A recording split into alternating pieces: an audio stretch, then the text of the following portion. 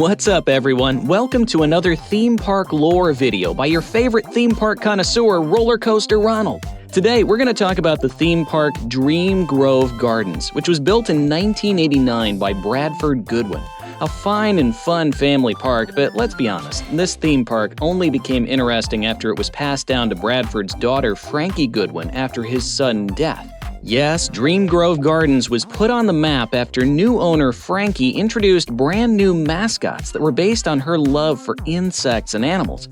She's said in interviews that her father repeatedly turned down these mascot ideas, so it was only until he'd passed and given her creative control over the park that she could debut them and turn them into the iconic household characters we've known and loved for so long.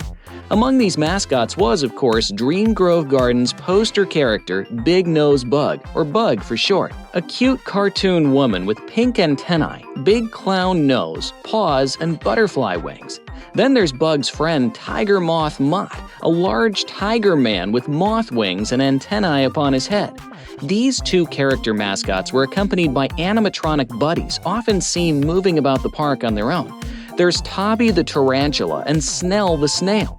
Tourists of all ages were invited to join the Grub Gang, a special fan club whose members donned a large button with Bug's face upon it. These silly characters did extremely well and brought Dream Grove Gardens an increase of revenue and visitors, rivaling it against popular parks such as Disney World and the fantastic Worm World. Still, even with her newfound added responsibilities as park owner, Frankie insisted she still be the main one to don the bug mascot costume for appearances and parades in the park. Many people, including myself admittedly, found this pretty peculiar.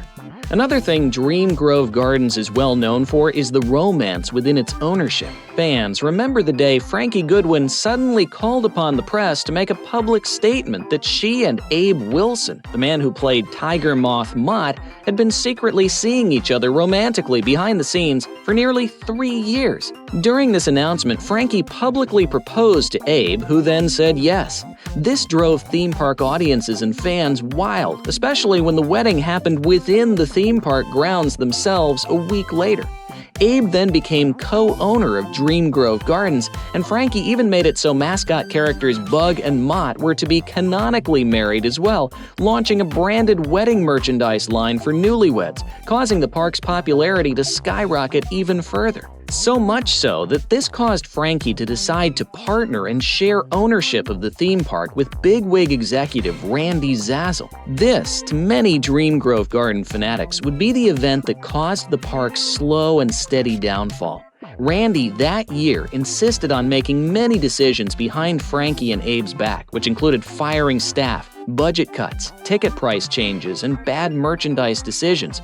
Frankie and Abe, being too busy trying to run the park, were completely unaware that Randy Zazzle was embezzling.